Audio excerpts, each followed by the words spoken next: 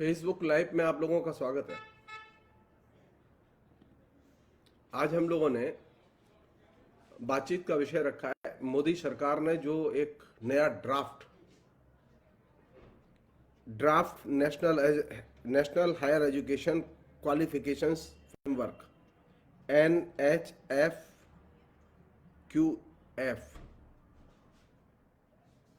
NHEQF नाम से जो जारी किया है, उस ड्राफ्ट पर केंद्रित हमने ये प्रोग्राम शुरू किया है। हो सकता है इसमें कुछ दिन और बातचीत करनी पड़े, क्योंकि ये काफ़ी मुश्किलों वाला ड्राफ्ट है। और ये सबसे अफसोस की बात है कि ड्राफ्ट जारी होने के बाद में मैंने काफ़ी सर्च किया इंटरनेट पर, न तो शिक्षक संगठनों की प्रतिक्रिया दिखाई दी और न विभिन्न विश्वविद्यालय के जो प्रोफेसर, कॉलेज के प्रोफेसर जो इंटरनेट पर काम करते हैं, लिखते हैं, उनकी कोई प्रतिक्रिया दिखाई दी।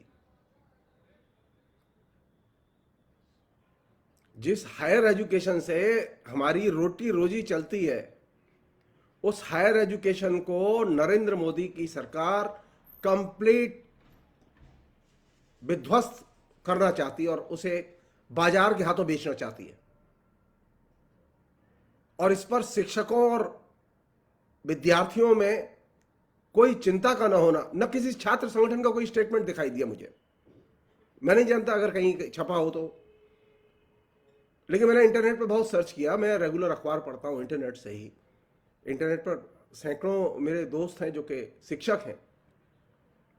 तो मेरे लिए एक चिंता की बात है कि इतना बड़ा महत्वपूर्ण ड्राफ्ट सरकार ने जारी किया, और वो भी यूपी इलेक्शन के जस्ट दौरान।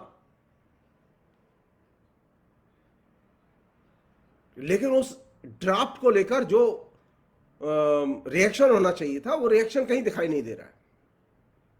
यही हो सकता था कि कुछ लोग यही कहते हैं कि भाई जैसा कि पहले किया था लोगों ने, ऐसे कुछ महानुभाव थे, ऐसे प्रोफेसर थे, उसमें दिल्ली विश्वविद्यालय के भी लोग भी थे, उसमें और दूसरे विश्वविद्यालय के भी प्रोफेसर थे, जिन्होंने कि कहा कि नरेंद्र मोदी ने जो नई शिक्षा नीति लागू की है, वो क्रांतिकारी शिक्षा नीति है। उस क्रांतिकारी शिक्षा नीति के ही क्रम में यह ड्राफ्ट लाया गया है, जिसे वो लोग कह रहे हैं draft national higher education qualifications framework. ये ड्राफ्ट इंटरनेट पर अवेलेबल है और इसमें कुल 63 पन्ने हैं। मात्र 63 पन्ने के अंदर नरेंद्र मोदी हिंदुस्तान की समूची एजुकेशन को अब टारगेट पर लाके एकदम ध्वस्त करने का बीड़ा उठा चुके हैं। और जिस व्यक्ति ने जवाहरलाल नेहरू विश्वविद्यालय की शानदार परंपराओं को ध्वस्त किया, जगदीश कुमार ने, उस जगदीश कुमार को इस ड्राफ्ट के साथ साथ यूजीसी का चेयरमैन बनाया गया। यूजीसी से उन्हें बाकायदा, यूजीसी ने ही यह ड्राफ्ट जारी किया है लोगों के बीच में बहस के लिए। मैं उम्मीद कर रहा हूं कि आने वाले समय में जब भी विश्वविद्यालय कॉलेज खुले, तो इस ड्राफ्ट के खिलाफ में और नई शिक्षा नीति के खिलाफ में छात्रों और शिक्षकों का जोरदार आंदोलन वैसे ही उठ के खड़ा होना चाहिए जैसा कि किसानों का आंदोलन उठ के खड़ा हुआ। अगर छात्रों और किसानों ने आंदोलन नहीं किया तो आप तय मान लीजिए, नरेंद्र मोदी ने, चूंकि रेलवे के मजदूरों ने आंदोलन नहीं किया, सारी रेलवे को प्राइवेट हाथों में बेच दिया। चूंकि एयर इंडिया के मजदूरों ने आंदोलन नहीं किया, पूरी की पूरी एयर इंडिया और पूरा का पूरा एविएशन इंडस्ट्री प्राइवेट हाथों को बेच दी। और अगर आप अब एजुकेशन को बिकने से रोकना चाहते हैं, कंप्लीट प्राइवेटाइजेशन से रोकना चाहते हैं, तो आपको सड़कों पर उतरना होगा। किसानों ने यह हमें रास्ता दिखाया है कि उन्होंने बाकायदा सरकार के खिलाफ में एक साल एकजुट राष्ट्रीय आंदोलन करके किसानों के खिलाफ लाए गए बिल, जो 3 बदनाम बिल थे, उनको वापस लेने के लिए उसे मजबूर किया। नरेंद्र मोदी की सरकार विभिन्न बहानों के जरिए विश्वविद्यालय और कॉलेजों को खोल नहीं रही है। लेकिन उसे खोलना चाहिए, और उसे खोलना चाहिए, और छात्रों और शिक्षकों को और उनके विभिन्न संगठनों को गैर जरूरी बातों पर लड़ाई लड़ने की बजाय और बहस करने की बजाय और फेसबुक पर लिखने की बजाय नई शिक्षा नीति और ये जो draft, so called draft national higher education qualifications framework जो जारी किया गया है, इसके खिलाफ में लंबे समय के लिए एक आंदोलन की भूमिका तैयार करनी चाहिए।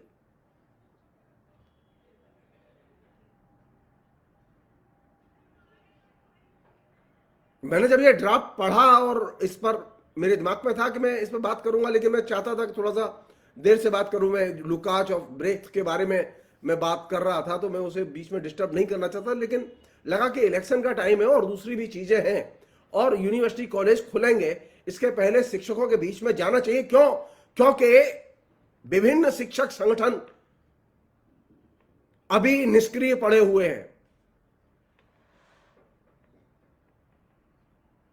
नरेंद्र मोदी का उत्साह और भी बढ़ा हुआ है इस बीच में।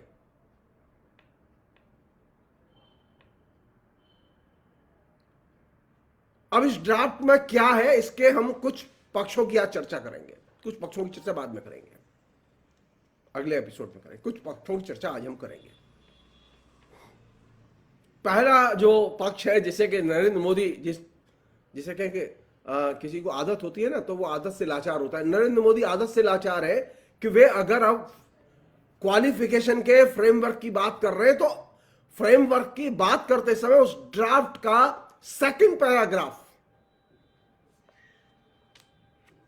वो इस बात पर जोर देता है और इस बात को हाईलाइट करता है कि भारत में तो प्राचीन काल से विश्वविद्यालय शिक्षा व्यवस्था थी और 18 विश्वविद्यालय थे, और यह शिक्षा व्यवस्था 1800 वर्ष तक जारी रही।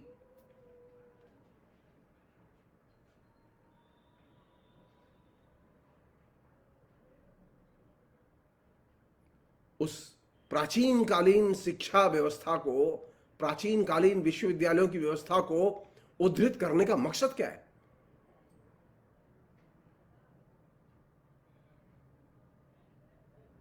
क्या नरेंद्र मोदी में यह क्षमता है कि प्राचीन कालीन विश्वविद्यालयों की तरह वे विश्वविद्यालय चलाना चाहते हैं? वो खुल के कहें।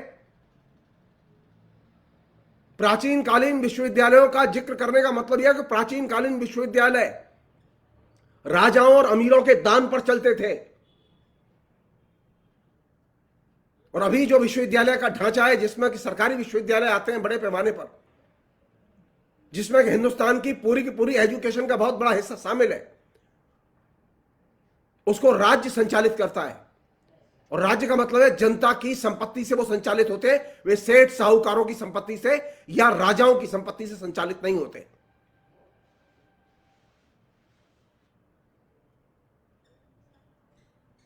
सेठ साहूकारों और राजाओं की संपत्ति से संचालित होने वाले विश्वविद्यालय हमारे लिए गौरव की चीज नहीं हो सकते, चाहे उसमें ज्ञान की कितनी भी महत्वपूर्ण चीजें कही गई हो।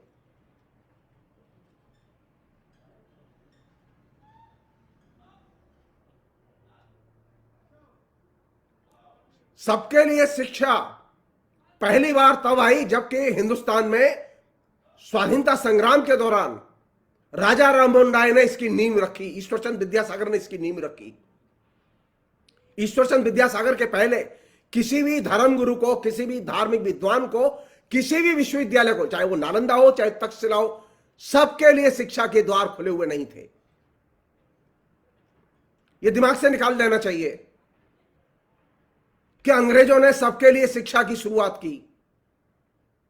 उसी तरह यह भी दिमाग से निकाल देना चाहिए कि सबके लिए शिक्षा की शुरुआत नालंदा और तक्षशिला और दूसरे विक्रमशिला विश्वविद्यालयों से हुई। वहां सबके लिए शिक्षा के द्वार खुले हुए नहीं थे। मध्यकाल में, प्राचीन काल में जो विश्वविद्यालय थे, वहां चयन होता था और चयन में जाति और लिंग भेद सबसे बड़ी समस्या थी।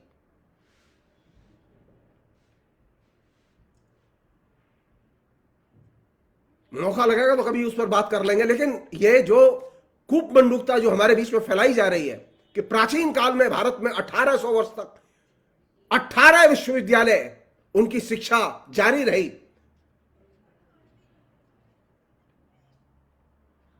इसका भारत के जीवन की वास्तविकता से बहुत कम संबंध है। उस जमाने में जो बड़े बड़े विश्वविद्यालय थे वे सेठों, साहूकारों और राजाओं की दया पर निर्भर थे, उनके दान पर निर्भर थे। नरेंद्र मोदी अपने ड्राफ्ट फ्रेमवर्क में जो चीज सजेस्ट कर रहे हैं शिक्षकों के लिए, क्या शिक्षकों के लिए यही भविष्य है कि वे राजाओं से दान लें, सेठ साहूकारों से दान लें और अपनी एजुकेशन चलाएं? जी नहीं। राजा राममोहन राय ने और ईश्वरचंद विद्यासागर ने जो नींव रखी है, वो नींव रखी थी ये कि सबके लिए शिक्षा और सबके लिए काम, सबके लिए शिक्षा के द्वार खोले थे। कोई भी जाति हो, कोई भी धर्म का व्यक्ति हो, वो शिक्षा में दाखिल हो सकता था, स्कूल में दाखिल हो सकता था, कॉलेज में दाखिल हो सकता था। उससे प्रेरणा लेके बाद में उन्होंने फोर्स किया, अंग्रेजों ने उस मॉडल को एक्सेप्ट किया। तो हमारे यहां जिसे हम शिक्षा कहते हैं, और शिक्षा का मतलब सबके लिए शिक्षा कहते हैं, वो सबके लिए शिक्षा की शुरुआत हुई नवजागरण के दौरान, न कि नवजागरण के पहले। चाहे वो नालंदा विश्वविद्यालय हो, चाहे विक्रमशिला हो, चाहे तक्षशिला हो। तो बीजेपी और आरएसएस के लोग जो सरकार में गए हैं वे झूठ बोलना बंद कर दें। शिक्षा का मतलब भेदभाव भरी शिक्षा नहीं है। नालंदा, तक्षशिला और विक्रमशिला विश्वविद्यालयों में भेदभाव भरी शिक्षा दी जाती थी।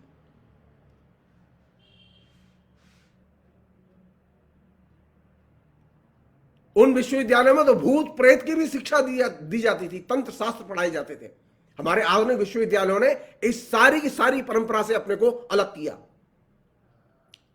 जब कलकत्ता विश्वविद्यालय, मद्रास विश्वविद्यालय, बॉम्बे विश्वविद्यालय स्थापित किए गए तो वे बिल्कुल मॉडर्न एजुकेशन के मॉडल पर स्थापित किए गए, और ये आधार तक वहां कोई भी व्यक्ति दाखिला ले सकता है। तो ये जो ड्राफ्ट फ्रेमवर्क है, जिसके दूसरे पैराग्राफ में जो ग्लोरिफिकेशन किया गया, उस वो ग्लोरिफिकेशन इस बात का संकेत है कि हम नरेंद्र मोदी किस नरक कुंड की ओर हिंदुस्तान की शिक्षा को ले जाना चाहते हैं। अब अगर विश्वविद्यालय चलने हैं तो वो सेठों, साहूकारों और राजाओं की कृपा से चलें, बड़े बड़े कारपोरेट घरानों की कृपा से चलें।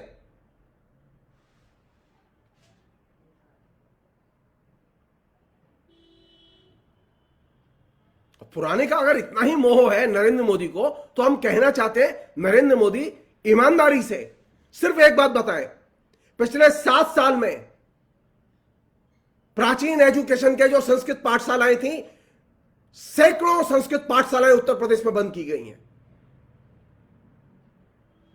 क्यों बंद की गई?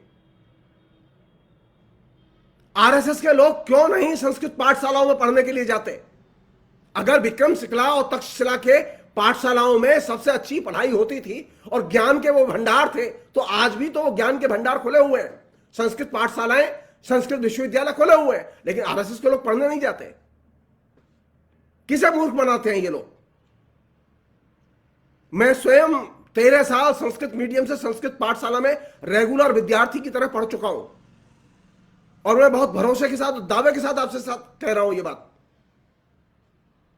कि प्राचीन शिक्षा पद्धति से, जिसका कि बहुत कुछ निर्वाह आज भी हमारे संस्कृत विश्वविद्यालय करते हैं, जिसे हम लोग प्राच्य शिक्षा कहते हैं,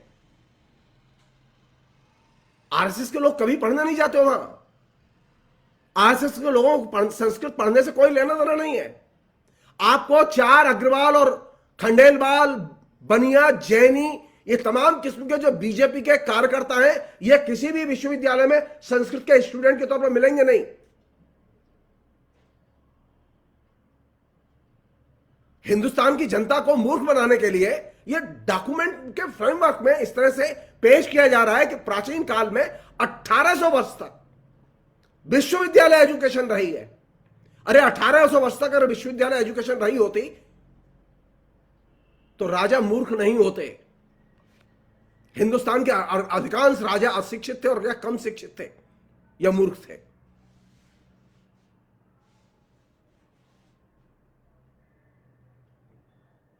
और जो राजा शिक्षित थे उन्होंने शिक्षा के लिए काम किया।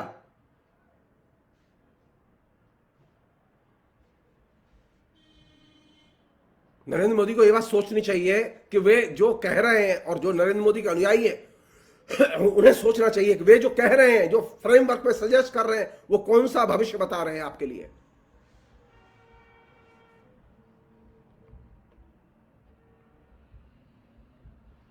एक और झूठ है जो कि उस ड्राफ्ट में, उस सेकंड पैराग्राफ में बोला गया है।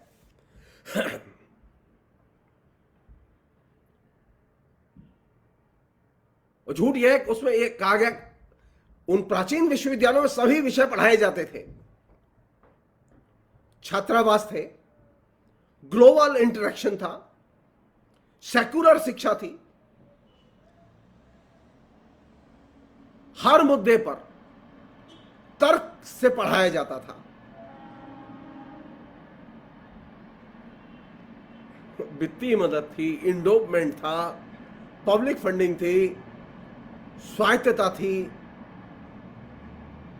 और साथ साथ केंद्रीकृत अकादमिक प्रशासन था। वुमेन एजुकेशन भी थी वहां बतर्ज नरेंद्र मोदी। सारी मुश्किलों के बावजूद नरेंद्र मोदी कहते हैं, सारी मुश्किलों के बावजूद विश्वविद्यालय व्यवस्था 1800 वर्ष तक रही।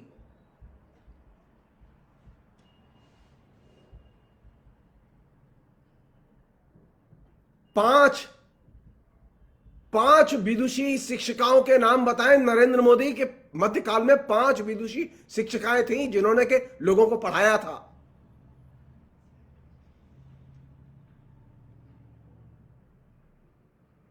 अगर ये नालंदा, तक्षशिला, विक्रमशिला, ये तमाम विश्वविद्यालयों में स्त्रियों के लिए जगह रही होती, दलितों के लिए जगह रही होती, तो नाथों और सिद्धों की परंपरा में कवियों की भीड़ पैदा नहीं होती। भक्ति आंदोलन के कवि अशिक्षित नहीं होते।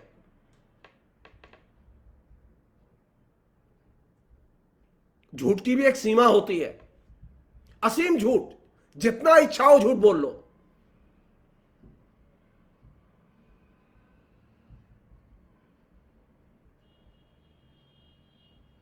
महाराणा प्रताप को,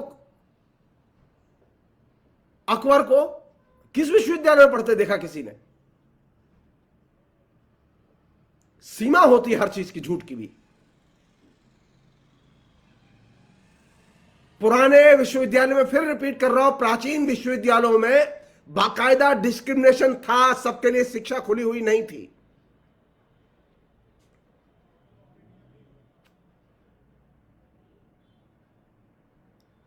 अब ये जो ड्राफ्ट है जिस पर के हमने ये सीरीज शुरू करने का निर्णय लिया, इस ड्राफ्ट के मूल लक्ष्य यह है कि जो नई शिक्षा नीति नरेंद्र मोदी ने जारी की है उसी की संगति में ड्राफ्ट लाया गया है। उन्होंने कहा है कि ये जो शिक्षा अब वो चलाना चाहते हैं और बनाना चाहते हैं वो डिमांड फोकस है और यूजर फ्रेंडली है। यानी अगर आपकी शिक्षा का कोई यूज कर रहा है तब तो आपकी कोई प्रासंगिकता है, अन्यथा यूज नहीं कर रहा है तो कोई प्रासंगिकता नहीं है। अगर आपकी शिक्षा की डिमांड है तो आपकी प्रासंगिकता है, अन्यथा आपकी प्रासंगिकता नहीं है। डिमांड के अभाव में तमाम संस्कृत पाठशालाएं बंद कर दी गईं। उत्तर प्रदेश में अकेले मथुरा में कम से कम 8 संस्कृत पाठशालाएं बंद की गई हैं, क्योंकि विद्यार्थी पढ़ने नहीं आते थे। मथुरा जो है आरएसएस का गढ़ है, आरएसएस के लोग शाखा में जाना पसंद करते हैं, बाहर बहुत संस्कृत करते हैं, लेकिन कभी संस्कृत पाठशाला में पढ़ना जाना पसंद नहीं करते। पढ़ने के लिए पब्लिक स्कूल चाहिए और जनता को मूर्ख बनाने के लिए संस्कृत महान है, संस्कृत की शिक्षा महान है, संस्कृत के पंडित महान है, संस्कृत का धर्मशास्त्र महान है, लेकिन संस्कृत की पाठशाला में पढ़ने नहीं जाएंगे। तो ये जो डिमांड फोकस और यूजर फ्रेंडली जो लक्ष्य नरेंद्र मोदी ने अपने इस ड्राफ्ट डॉक्यूमेंट का रखा है, उसमें उन्होंने एक और चीज जोड़ी है, वो ये कि शिक्षा और लेबर मार्केट के बीच में रिश्ता बनाया जाए और उसके बीच में संतुलन कायम किया जाए। फाइन, लेबर तो हो, मोदी जी, आपने तो लेबर मार्केट तो छोड़ दीजिए, लेबर को ही गायब कर दिया। अब मार्केट बची है, लेबर नहीं है।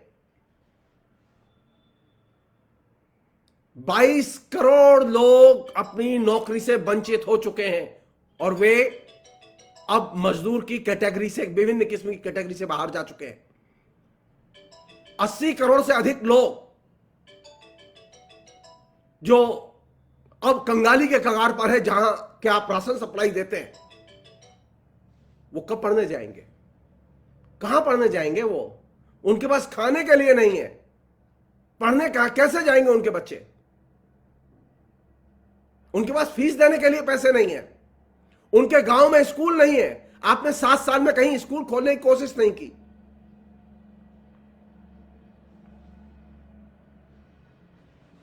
नरेंद्र मोदी उस ड्राफ्ट डॉक्यूमेंट्स में कहते हैं कि जो डिग्री हासिल करेंगे, क्योंकि ये जो मूल लक्ष्य है वो ये है कि लेबर मार्केट और शिक्षा के बीच में जो असंतुलन, उस असंतुलन को खत्म किया जाए और एक संतुलन पैदा किया जाए। लेबर मार्केट की जो डिमांड होगी वो सप्लाई यूनिवर्सिटी और कॉलेज देंगे। खाली एक पहले काम कर दीजिए नरेंद्र मोदी जी, जो डी इंडस्ट्रियलाइजेशन हुआ है उसे इंडस्ट्रियलाइजेशन में बदल दीजिए, लेबर मार्केट पैदा हो जाएगी।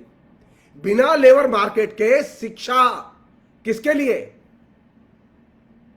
शिक्षा में जो लोग भाग लेंगे वो किसके लिए भाग लेंगे? नरेंद्र मोदी के कार्यकाल में 4.5 लाख से अधिक छोटे बड़े उद्योग बंद हुए हैं, करोड़ों लोग बेरोजगार हुए और लेबर मार्केट से लेबर गायब हो गई है। अब वो बेरोजगार बन चुके हैं। तो किसे ये गोल गोल जलेबी खिलाई जा रही है कि हमारा जो ड्राफ्ट डॉक्यूमेंट्स है, शिक्षा का जो लक्ष्य है, वो शिक्षा और लेबर मार्केट के बीच के रिलेशनशिप को संतुलन में बदलेगा? जी नहीं, जी नहीं। आप तो लेबर मार्केट खा चुके हैं, अब शिक्षा को खाना है। खाली शिक्षा को एकदम खोखला कर देना है।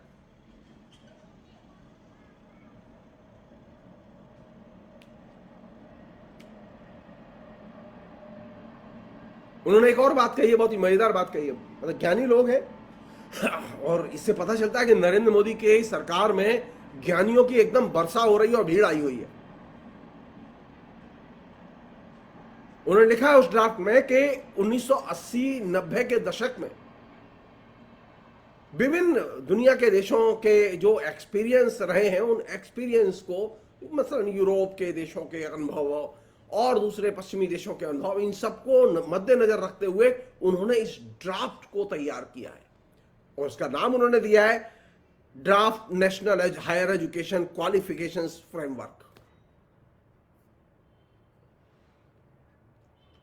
उन्होंने साफ साफ लिखा है कि यूरोपीय देशों और अन्य देशों के अनुभवों को ध्यान में रख के यह ड्राफ्ट तैयार किया गया है। उन्होंने एक और चीज कही है जिसका मेंशन करना बहुत जरूरी है, क्योंकि उसके बिना बात खुलेगी नहीं। उन्होंने कहा कि वाशिंगटन समझौता जो हुआ 6 देशों के बीच में, जो वाशिंगटन समझौता हुआ 6 देशों के बीच में 1989 में, उसमें देश थे ऑस्ट्रेलिया, कनाडा, हांगकांग, आयरलैंड, दक्षिण अफ्रीका, ब्रिटेन। बाद में संख्या बढ़ती गई और बाई चांस की बात है या सोची समझी नीति की बात है, नरेंद्र मोदी के आने के बाद में 2014 में इस वाशिंगटन एग्रीमेंट पर भारत ने साइन किए। भारत ने 89 में जो वाशिंगटन एग्रीमेंट बना था, टिल 2014 तक उस पर साइन नहीं किए। लेकिन नरेंद्र मोदी ने आने के बाद में इस वाशिंगटन एग्रीमेंट को इंडोर्स किया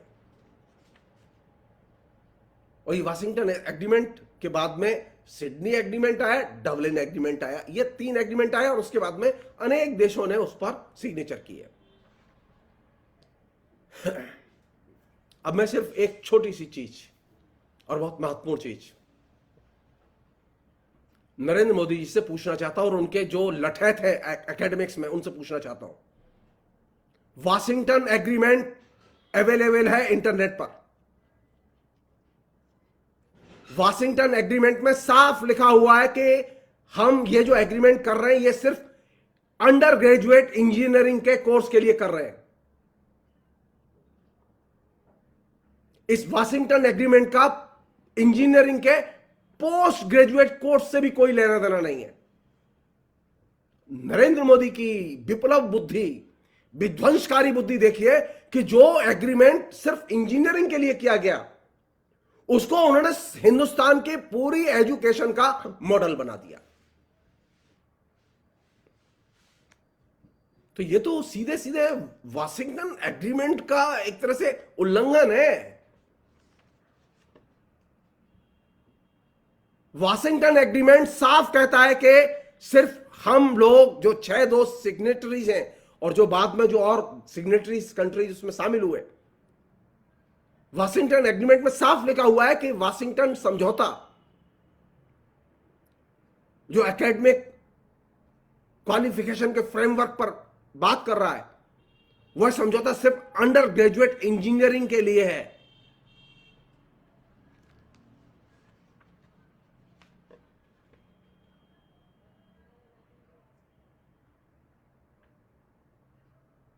यहां तक कि उन्होंने पोस्ट ग्रेजुएट इंजीनियरिंग के डिप्लोमा को भी इस समझौते में शामिल नहीं किया। ठीक उसी लाइन पर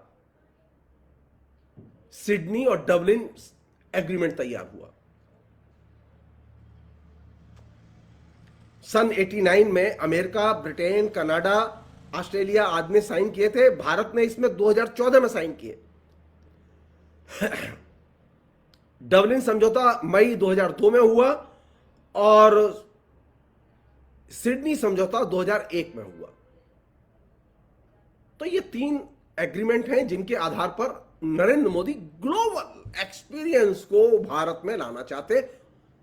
अरे जो अंडर ग्रेजुएट इंजीनियरिंग के लिए एग्रीमेंट है, उसे आप हिंदुस्तान की समूची यानी ह्यूमैनिटी, सोशल साइंस, साइंस, तमाम किस्म के स्ट्रीम के लिए आप कैसे लागू कर सकते हैं? नरेंद्र मोदी को कोई अधिकार नहीं है इसका। और इसमें भी सबसे बड़ी बात है कि नरेंद्र मोदी झूठ बोल रहे हैं। वाशिंगटन एग्रीमेंट सीधे सिर्फ अंडर ग्रेजुएट इंजीनियरिंग के एग्रीमेंट की बात करता है, क्वालिफिकेशन फ्रेमवर्क की बात करता है।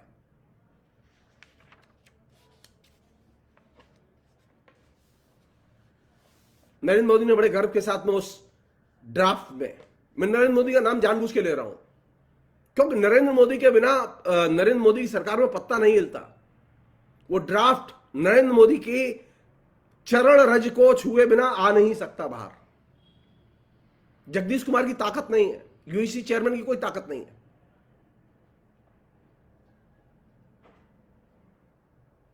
नाइनटीन 89 में जो वाशिंगटन एग्रीमेंट हुआ था उस पर किसी भी सरकार ने साइन नहीं किया, लेकिन 2014 में नरेंद्र मोदी ने साइन किया उस पर।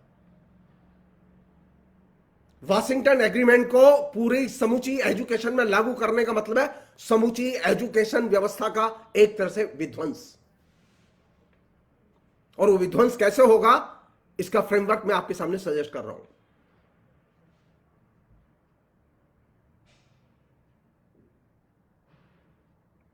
पहली चीज, ये जो ड्राफ्ट नरेंद्र मोदी ने पेश किया है, इस ड्राफ्ट के जरिए नरेंद्र मोदी समूची शिक्षा का चरित्र बदलना चाहते हैं।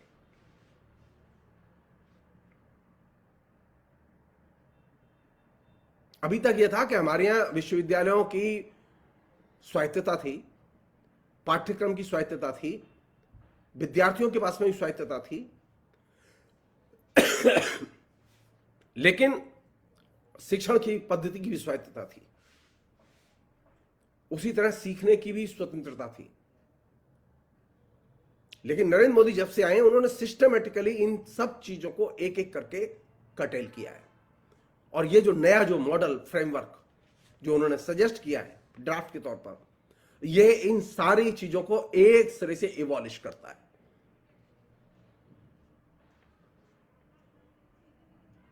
वह शिक्षा और राज्य के जो संबंध है, शिक्षा अभी जो है हायर एजुकेशन स्पेशली वो कंकरेंट लिस्ट में है। अगर इस फ्रेमवर्क को मान लिया जाएगा तो आप तय मान लीजिए अब शिक्षा फिर कंकरेंट लिस्ट में एक तरह से बिल्कुल नॉमिनल होगी, मात्र की होगी, उसका कोई मतलब नहीं होगा। तो ये जो ड्राफ्ट फ्रेमवर्क है, ये शिक्षा के संघात्मक जो अभी तक व्यवस्था रही है उसके ढांचे पर, राज्यों के अधिकारों पर सीधे हमला करता है।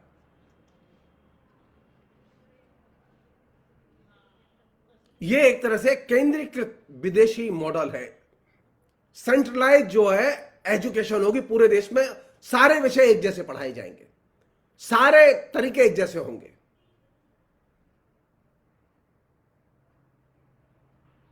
नरेंद्र मोदी कहते हैं कि ये जो वो सजेस्ट कर रहे हैं वो यूरोपीय मॉडल सजेस्ट कर रहे हैं, जैसे वो काशी को टोक्यो बना रहे थे ना, काशी को टोक्यो बनाते हुए उन्होंने 300 से अधिक मंदिर तोड़ दिए।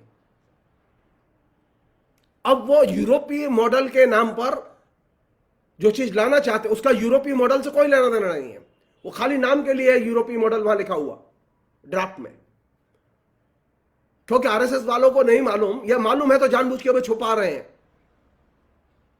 कि यूरोप में शिक्षा किस तरह की है।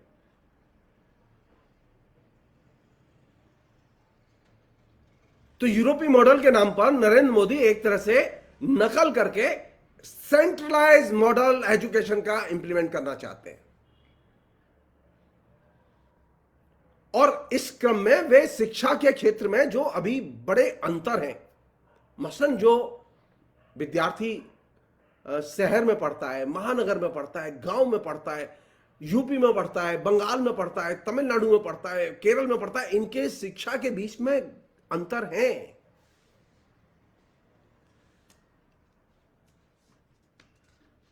तो ये जो नया जो फ्रेमवर्क है ये अंतरों को एक्सेप्ट नहीं करता।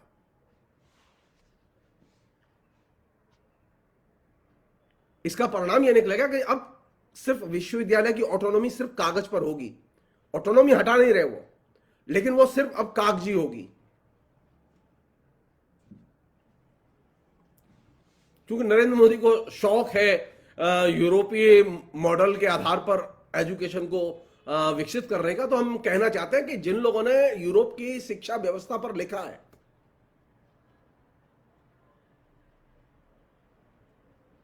उसकी कमजोरियों पर लिखा है, उसका जो सेंट्रलाइज्ड मॉडल है उस पर लिखा है। यूरोपीय मॉडल की खूबी यह है, जिसको कि नरेंद्र मोदी बोरो कर रहे हैं, कि अब नरेंद्र मोदी इलेक्टेड पीएम की तरह व्यवहार नहीं कर रहे। वो जो ड्राफ्ट आया वो अब राजा और विश्वविद्यालय का संबंध होगा।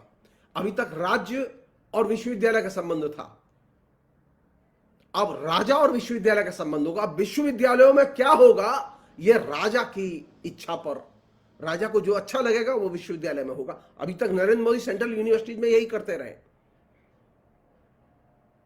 वे लोग आंदोलन नहीं कर सकते जो नरेंद्र मोदी के खिलाफ हैं, वे लोग सेमिनार नहीं कर सकते जो नरेंद्र मोदी के खिलाफ है। यह राजा और विश्वविद्यालय का जो मॉडल नरेंद्र मोदी ने विकसित किया है कि राजा है, राजा की इच्छा है, राजा को जिससे सुख मिलेगा विश्वविद्यालय में वही होगा। और यह काम किया जा रहा है किसके नाम पर? यूजीसी के द्वारा प्रस्तावित ड्राफ्ट के नाम पर।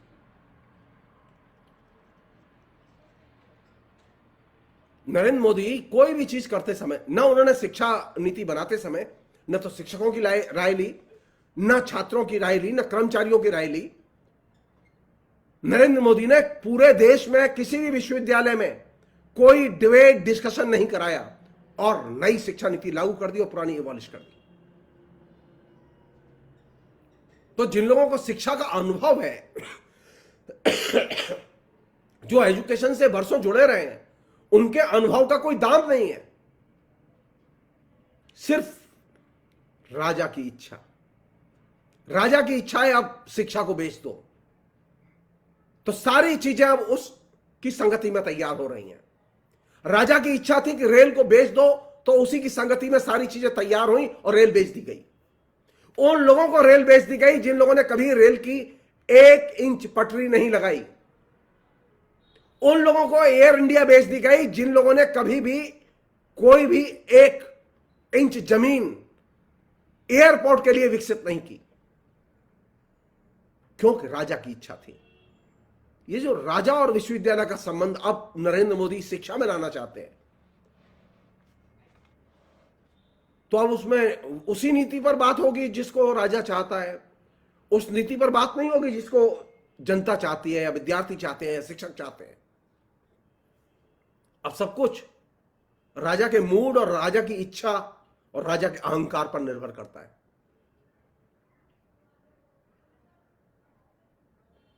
और ये जो मोदी का जो राजा भाव है, ये पीएम भाव नहीं है, डेमोक्रेटिक इलेक्टेड प्रधानमंत्री का नजरिया नहीं है, ये राजा भाव है। ये विश्वविद्यालय की ऑटोनॉमी और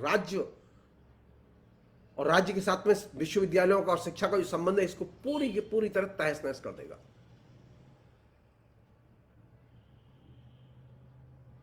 एक अन्य चीज है जो कि बहुत महत्वपूर्ण है, वो यह कि विभिन्न विश्वविद्यालयों में शिक्षण की, प्रशिक्षण की, विद्यार्थियों की समस्याएं अलग अलग किस्म की हैं। सारे देश में एक जैसी समस्याएं नहीं है, तो एक फ्रेमवर्क से पूरे देश को आप चला नहीं सकते, एक भाषा से पूरे देश को चला नहीं सकते।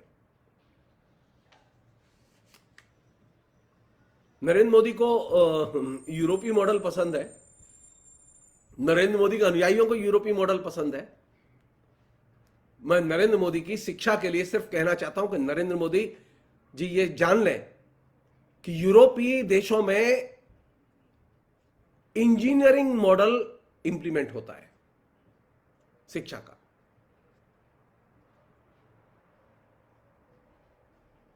और इस इंजीनियरिंग मॉडल के तहत प्रत्येक विश्वविद्यालय की समस्याओं को अलग अलग तरीके से आइडेंटिफाई करके वहां काम किया जाता है।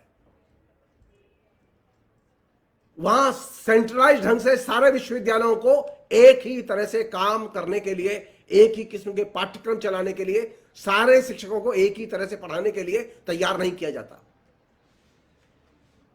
इससे पता चलता है कि जिसने भी ये ड्राफ्ट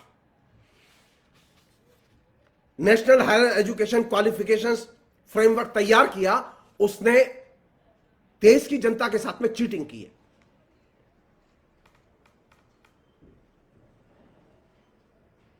यूरोप के देशों में इंजीनियरिंग एजुकेशन मॉडल लागू होता है। वे इस बात का भी ख्याल रखते हैं कि किस कॉलेज में क्या जरूरत है, किस तरह के संसाधनों की जरूरत है, किस यूनिवर्सिटी में क्या समस्या है, उसके लिए किस तरह के संसाधन चाहिए। हर यूनिवर्सिटी कॉलेज की व्यवस्था अलग अलग तरीके से की जाती है और उसके आधार पर वे शिक्षा के मॉडल को लागू करते हैं। इंजीनियरिंग मॉडल की बात मैंने जानबूझ के बाद में इसलिए उठाई है क्योंकि नरेंद्र मोदी यूरोपीय मॉडल के नाम पर झूठ बोल रहे हैं।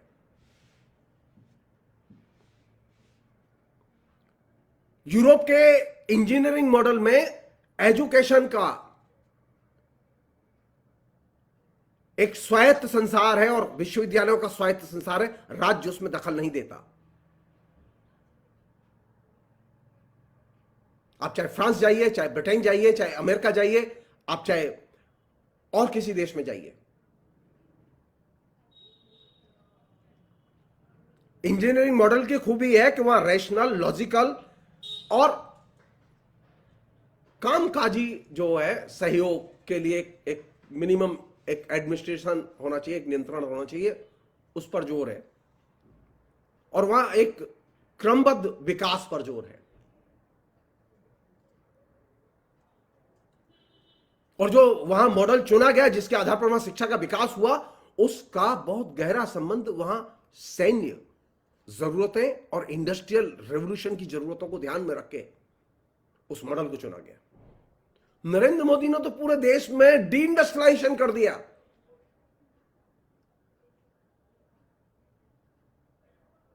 पूरी लेबर मार्केट गायब कर दी। तो जब लेबर मार्केट ही नहीं होगी, इंडस्ट्री ही नहीं होगी, तो इंडस्ट्रीज के साथ में एजुकेशन कोलैबोरेशन क्या करेगी, कहां करेगी? उन लोगों ने एजुकेशन को, जैसा कि मैंने आपसे कहा कि सैन्य जरूरतें, इंडस्ट्रियल रेवोल्यूशन की जरूरतें, विज्ञान और टेक्नोलॉजी में पार्टनरशिप और उसकी जरूरतें, इन पर ध्यान दिया, उस पर फोकस किया। हमारे यहां तो सिर्फ स्किल्ड लेबर और सेमी स्किल्ड लेबर, इसके अलावा किसी पर जोर नहीं है नरेंद्र मोदी के मॉडल में। किसी भी स्पेशलाइजेशन पर जोर नहीं है। नरेंद्र मोदी की हाईएस्ट रिक्वायरमेंट और उपलब्धि है कि उन्होंने स्टार्टअप शुरू किया जिसमें स्किल्ड और अनस्किल्ड दोनों ही किस्म के लोग हैं।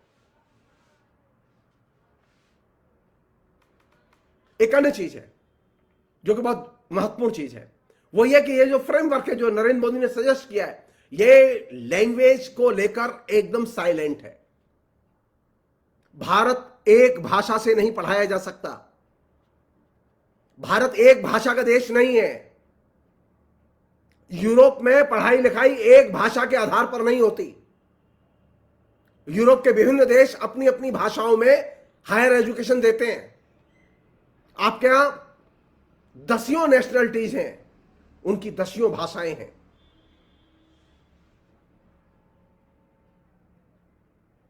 अगर आप भाषा के मामले पर अस्पष्टता रखेंगे और आप चाहेंगे कि सिर्फ बाया इंग्लिश आप सबको शिक्षा देंगे, तो आप गलतफहमी के शिकार हैं, शिक्षा पहुंचेगी नहीं।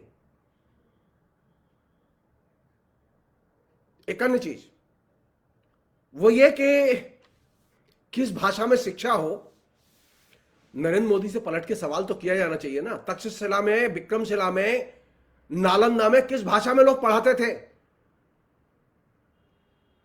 जिन पुराने विश्वविद्यालयों का नाम लेकर वे गौरव के साथ कहते हैं, उन विश्वविद्यालयों में जन भाषाओं में शिक्षा होती थी या संस्कृत में शिक्षा होती थी?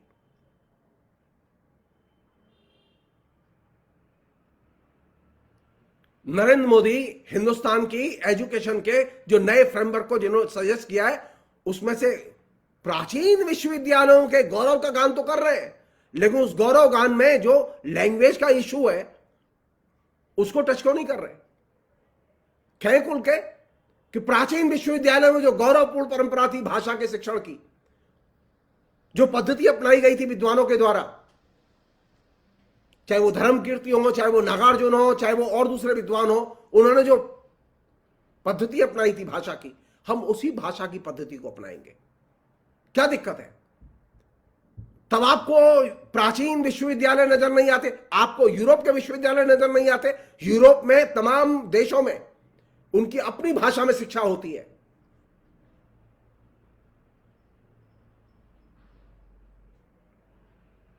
आखिरी चीज इस प्रसंग में वो ये कि आखिर ये जो फ्रेमवर्क वे बनाना चाहते हैं, इसका लक्ष्य क्या है और उसके लिए उनके पास संसाधन कितने हैं? नरेंद्र मोदी का पूरा ड्राफ्ट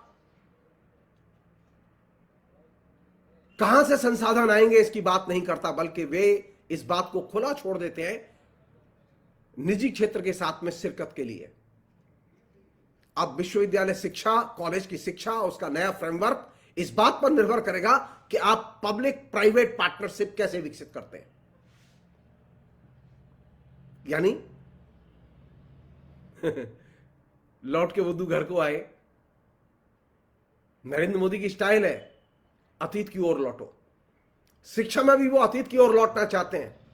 शिक्षा के अतीत में यही था, अपने संसाधन स्वयं जुगाड़ करो और पढ़ाई करो। अपने संसाधन स्वयं जुगाड़ करो, अपना स्कूल चलाओ, कॉलेज चलाओ, संस्कृत पाठशाला चलाओ, आश्रम चलाओ। वही चीज, वही फ्रेमवर्क नरेंद्र मोदी नए एजुकेशन फ्रेमवर्क में प्रस्तुत करना चाहते हैं कि अब आप अपने संसाधन खुद जुगाड़ करें। क्योंकि नरेंद्र मोदी संसाधन कहां से आएंगे इसके बारे में बात नहीं करते।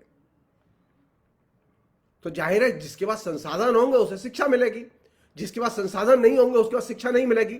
जो विषय संसाधन नहीं जुगाड़ कर पाएंगे वे नहीं पढ़ाए जाएंगे।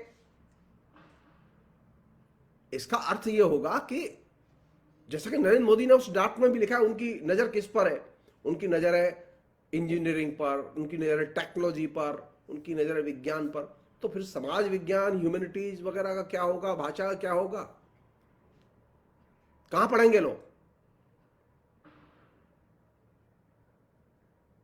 नरेंद्र मोदी के इस ड्राफ्ट रेजोल्यूशन को, प्रस्ताव को मान लिया जाए तो आप तय मान लीजिए शिक्षा और सरकार का संबंध, शिक्षा और राज्य का संबंध शिक्षा, राज्य और समाज का संबंध बुनियादी तौर पर बदल जाएगा। अभी एक अकाउंटेबिलिटी है केंद्र की और राज्य सरकारों की कि वो शिक्षा दें, लेकिन अगर ये ड्राफ्ट एक्सेप्ट किया जाता है और इंप्लीमेंट किया जाता है तो फिर ये जिम्मेदारी खत्म हो जाएगी। एक अन्य चीज है जो कि ड्राफ्ट के साथ ही जुड़ी हुई है, और लेकिन वो चल पहले से रही है, वो ये कि जैसा कि मैंने आपसे कहा कि आपका लक्ष्य क्या है, तो फिर आपको बताना पड़ेगा आप लक्ष्य के लिए आप किस तरह के साधनों का इस्तेमाल करते हैं। अगर आप शिक्षा चाहते हैं, यूरोपीय मॉडल की शिक्षा चाहते हैं, तो आपको तो ये तो बताना पड़ेगा कि आप पगार कितनी देंगे। पगार की पॉलिटिक्स क्या है कॉमरेड? जय श्री राम की पॉलिटिक्स तो मालूम है, लेकिन पगार की पॉलिटिक्स क्या है? ये शिक्षक जो पढ़ाएंगे इनको किस तरह की पगार मिलेगी?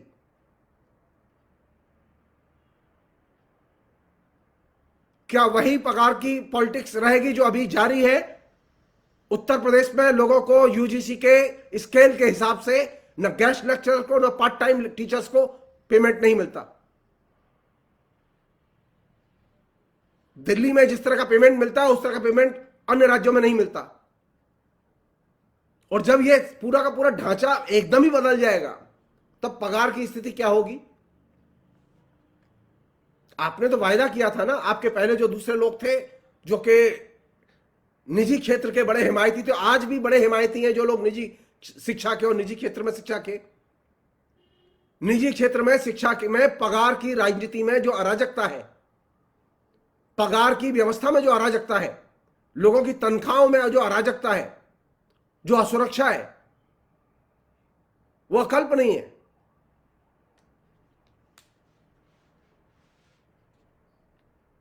तो सवाल यह है कि आपका लक्ष्य अगर यह है तो आपको यह बताना पड़ेगा कि इसके संसाधन कहां से आएंगे।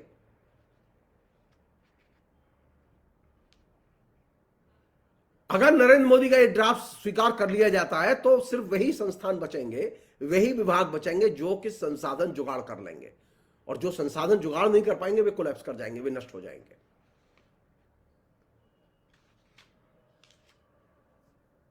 इस ड्राफ्ट से एलीट वर्ग को कोई परेशानी नहीं है।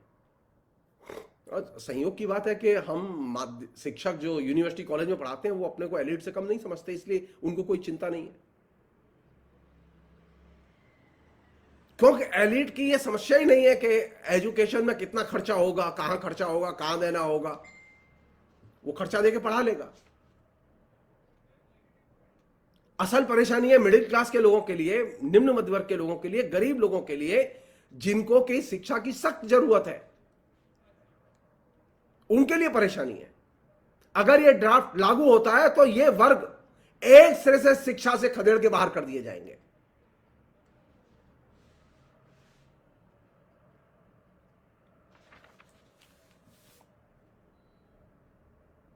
एक अन्य चीज, नरेंद्र मोदी की लाइन क्या है इस पूरे ड्राफ्ट में? लाइन यह है, नरेंद्र मोदी का मॉडल क्या है? Self made model. तुम पढ़ना चाहते हो, खर्चा करो। तुम खर्चा नहीं कर सकते, तुम पढ़ नहीं सकते। अगर सेल्फ मेड मॉडल शिक्षा में लागू किया जाता है, जैसा कि नरेंद्र मोदी की लाइन है, जैसा कि अभी प्राइवेट यूनिवर्सिटियों में चल रहा है भारत में, सेल्फ मेड मॉडल, तो जो लोग सेल्फ मेड मॉडल के जरिए पढ़कर आएंगे उनमें कॉर्पोरेट घरानों की, ब्यूरोक्रेसी की जो हायरार्की है उसके अतिक्रमण करने की कोई क्षमता नहीं होगी, क्योंकि सेल्फ मेड मॉडल बेसिकली एक ही चीज पर निर्भर करता है जिसका कि इस ड्राफ्ट में जिक्र किया गया है, नौकरी और डिग्री के रिश्ते पर। और नौकरी और डिग्री का रिश्ता इस नरेंद्र मोदी के द्वारा प्रस्तावित मॉडल की बुनियादी लक्ष्य है।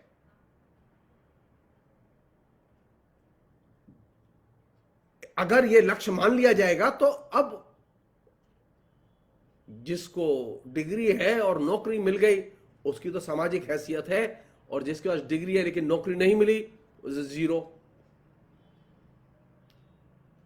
तो डिग्री और नौकरी ये दोनों जब तक होंगी तब आपकी सामाजिक हैसियत होगी, अन्यथा आप बेरोजगार होंगे। और ऐसी स्थिति में शिक्षा पाना महत्वपूर्ण नहीं होगा, नौकरी पाना महत्वपूर्ण होगा। और यही वह जगह है जहां से शिक्षा मूल्यहीन होती चली जाएगी। और नरेंद्र मोदी लगातार पिछले 7 साल से इस तरह के राजनीतिक कदम और एकेडमिक कदम उठाते रहे हैं कि शिक्षा को उन्होंने लगातार मूल्यहीन बनाया है। कोरोना पीरियड में पिछले 2 साल में मास कॉपिंग हुई है ऑनलाइन एजुकेशन और ऑनलाइन परीक्षा के नाम पर, और बहुत ही शर्मनाक चीज है ये।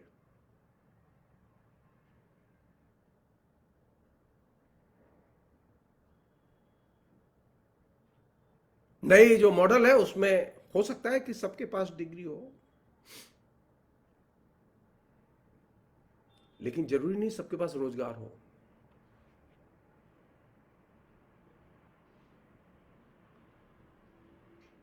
इसलिए जो सामूहिक शिक्षा का जो लक्ष्य नरेंद्र मोदी ने तय किया है, उसमें सामूहिक शिक्षा और सामूहिक रोजगार का भविष्य दोनों ही अंधकार में है, क्योंकि सामूहिक शिक्षा सबको नहीं मिल सकती। सामूहिक शिक्षा में सिर्फ वही शामिल होंगे जिनकी अंटी में दाम है।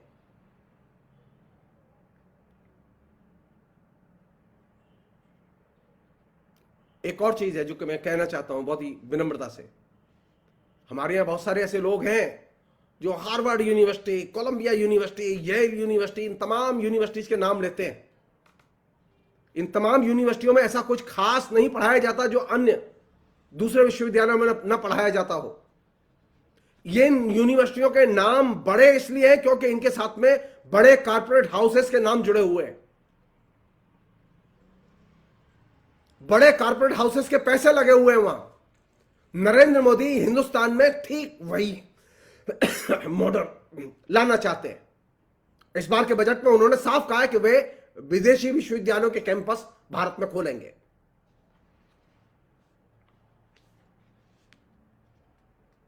यूरोप में ये तमाम विश्वविद्यालय, हार्वर्ड विश्वविद्यालय, कैम्ब्रिज, ऑक्सफोर्ड, ये तमाम जो बड़े विश्वविद्यालय माने जाते हैं,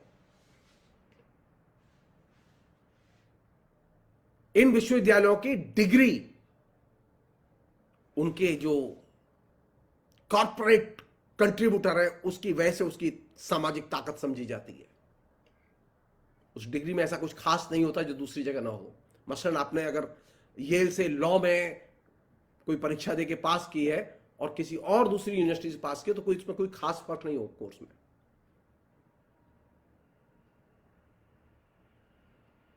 चूंकि हर जगह कारपोरेट घराने प्रभुत्व जमाए हुए हैं, इसलिए नरेंद्र मोदी चाहते हैं कि अब शिक्षा में भी कारपोरेट घराने प्रभुत्व जमाएं। एकेडमिक नेटवर्क में भी कारपोरेट घरानों का प्रभुत्व हो। विश्वविद्यालयों को भी कारपोरेट घरानों से जोड़ा जाए, उनकी पहचान से जोड़ा जाए। और इसी से आने वाले समय में अगर ये ड्राफ्ट मंजूर होता है तो अकादमिक हायरार्की तय होगी। मैं सिर्फ एक छोटा सा एग्जाम्पल दे रहा हूं आपको। कांग्रेस की सरकार ने बड़े पैमाने पर प्राइवेट विश्वविद्यालय और कॉलेज खोलने का निर्णय इंप्लीमेंट करा दिया।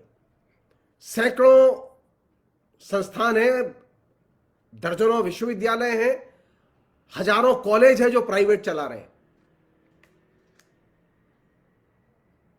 आप उनका आउटपुट देखिए रिसर्च में, और आप सरकारी विश्वविद्यालयों का आउटपुट देखिए रिसर्च में, जमीन आसमान का अंतर है आज भी।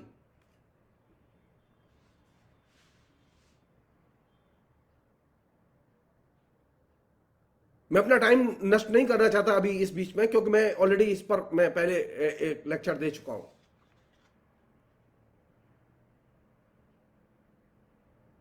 हम सिर्फ नरेंद्र मोदी से एक ही सवाल कर रहे हैं, शिक्षा को अगर लेबर मार्केट से जोड़ना है, उसके साथ में उसका संबंध बनाना है, तो पहले लेबर मार्केट पैदा करो।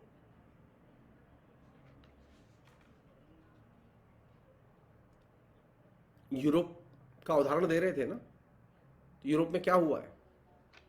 यूरोप में शिक्षा में क्या हालत है? यूरोप में शिक्षा में हालत यह है कि यूरोप में initially automobile, steel, electronic manufacturing, इन सब में पार्शियली कटौती शुरू हुई।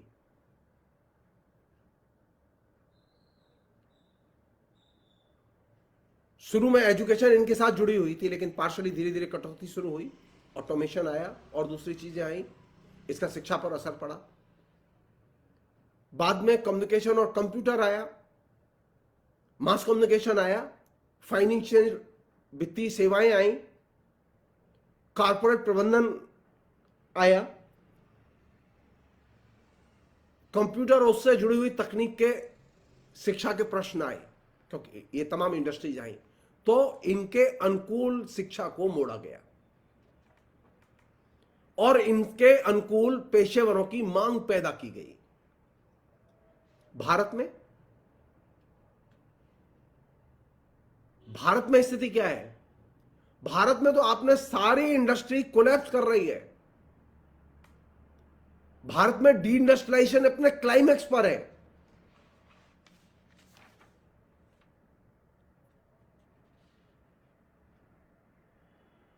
तो पहली जरूरत क्या है? पहली जरूरत है, अगर शिक्षा को बचाना है, शिक्षा को अगर लेबर मार्केट से ईमानदारी से नरेंद्र मोदी जोड़ना चाहते, तो पहले इंडस्ट्रियल रेवोल्यूशन तो खड़ा करें। डी इंडस्ट्रियलाइजेशन करके, निरुद्योगीकरण करके आप हिंदुस्तान में शिक्षा में सिर्फ बेरोजगार पैदा करेंगे।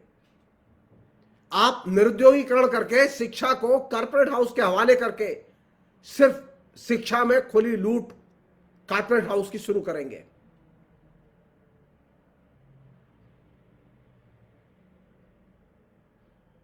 जरूरत किस बात की है? जरूरत इस बात की है कि इस ड्राफ्ट को इन टोटो खारिज किया जाए। इस ड्राफ्ट से जुड़े हुए जो दूसरे प्रसंग हैं और मसले हैं, उनकी चर्चा अगले एपिसोड में। फिलहाल इतना ही। बहुत बहुत शुक्रिया। Thank you.